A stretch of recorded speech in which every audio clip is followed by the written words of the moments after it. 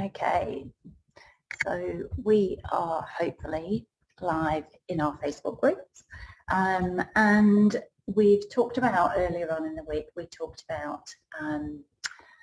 core, so basically your core strength. I'm just making sure my mobiles are switched off so they're not going to beep while I'm on. We talked about core strength, we talked about where your core is, we've talked about factors that can influence where your core is, such as your tummy, if the muscles are working effectively. So if you have a split in your abdominal muscles, or if you have an issue where the muscles have become inhibited, so you've either had surgery, or like you say, you've had that split, or you've had pain or something that's affected it and the muscles have actually not been working, then it's very hard to then get them active.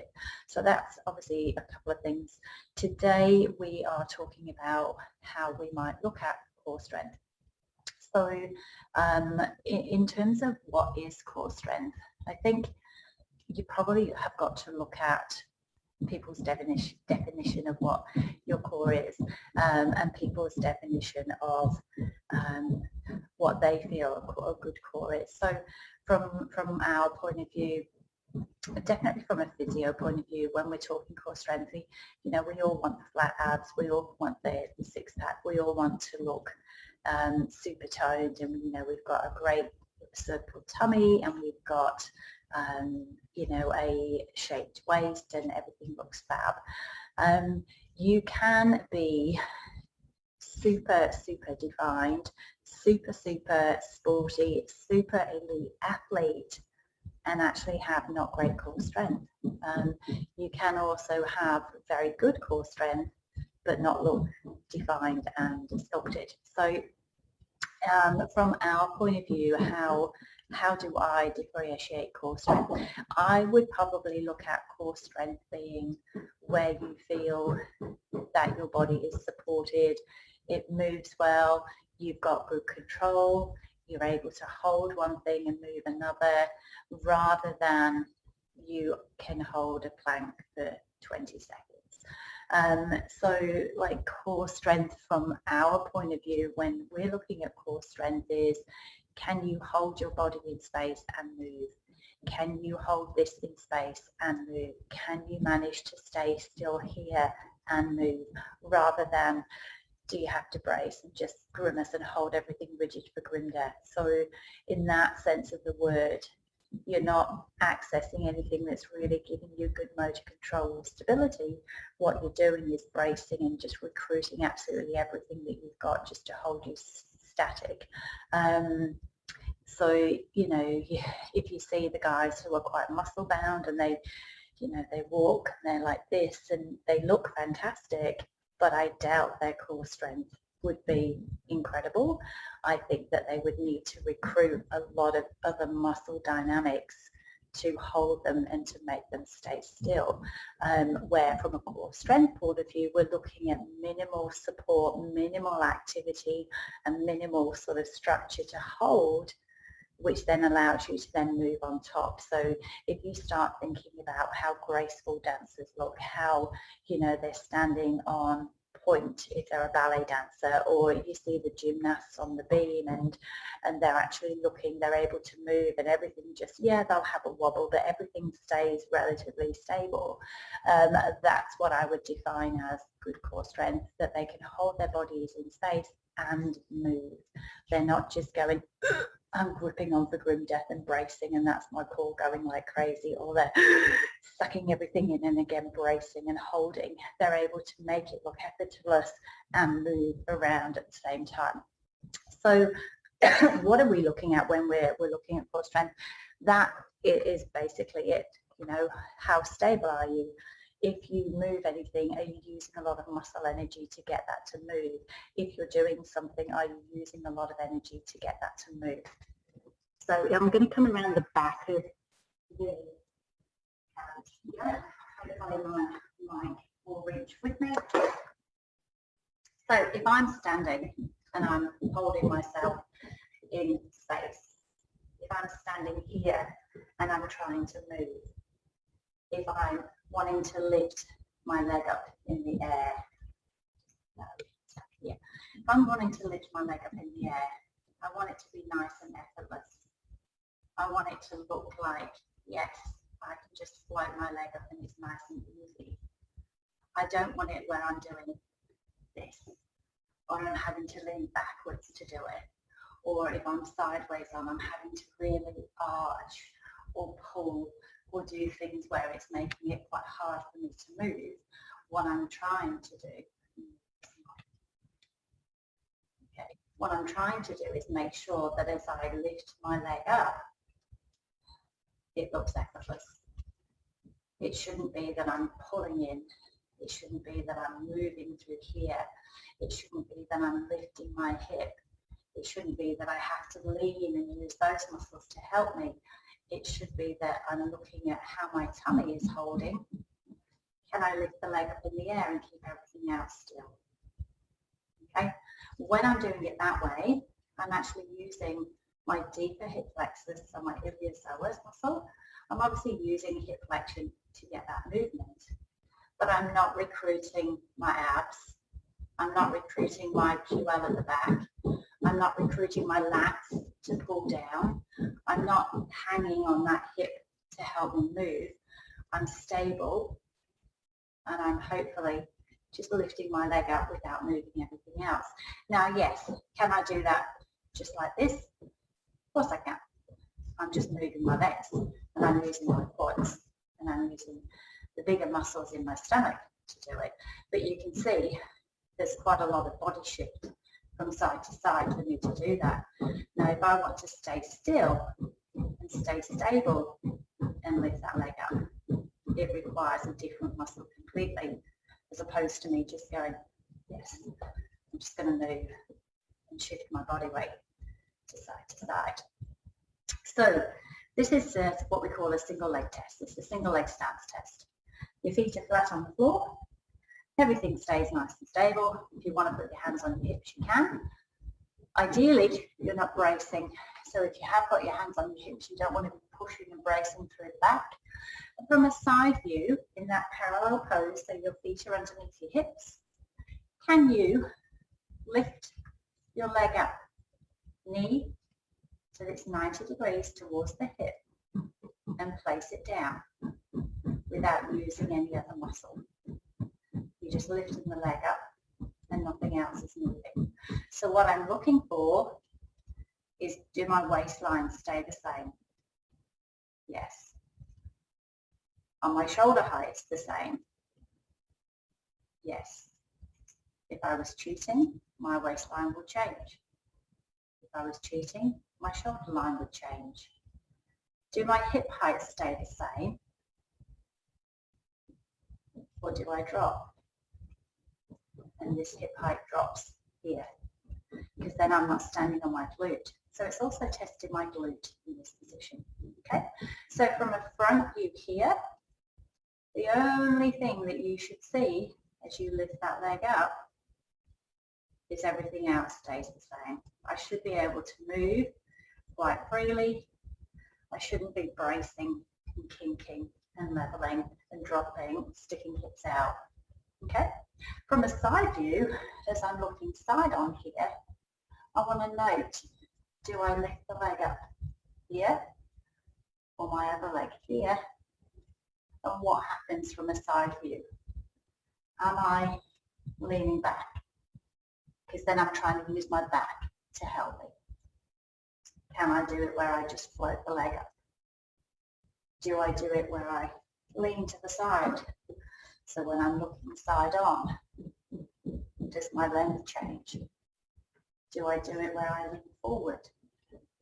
So again, with that side view, we're looking, can I float the leg up and stay stable? Now, if I can't and I lean backwards, it tells me that I'm not stable around my pelvis to allow my hip flexors to work. I'm trying to use my back muscles to help me. Or I'm sliding my hips forward to let a little bit of momentum help me. If I'm doing it this way, I'm trying to recruit my quads to help me, because I'm not able to stay upright and engage here to allow this to move. Same from that front view. If I'm not able to stay stable here and lift this leg, I'm going to use my lats. So my lats are going to pull down, or I'm going to try and use my obliques. So instead of being able to activate, stay stable, use the hip flexors to move, I'm actually using my obliques to help me. So this could be a couple of things that's going on here. We're either looking at our core is not able to stabilize us, to hold us in space so we can then move. But in order for that to work, I've also got to have good glutes on this leg. I've also got to have stability in this hip and this pelvis. So this leg needs to be able to hold me. This needs to be able to stabilize me.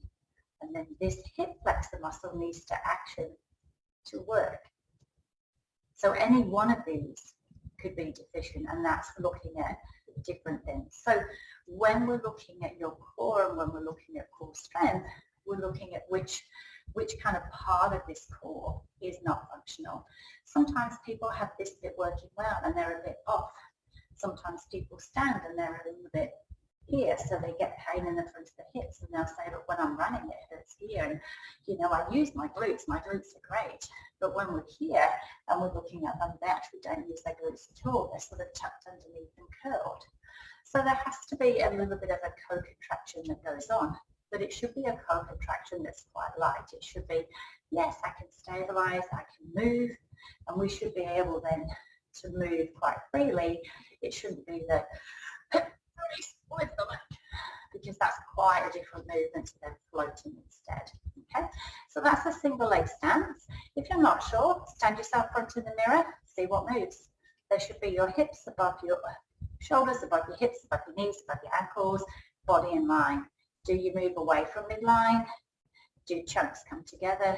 Do you maintain that oblong, or are you leaning or crunching or side gliding here or leaning out? From the side view, do you lean forward, do you lean back, or do you stay upright and move well? Okay, so that's one of the tests that we might look at. So we're going to move it. I've got my head support, but never mind. Another one that we're looking at when we're doing things is we're looking at straight leg raise. So I'll just roll up it. So if we have ourselves lying down on the bed here, okay, and we're looking at how stable we are through the pelvis. If I've actually got my legs out straight and they're in that position here, I should feel my hip bones and my pubic bone here.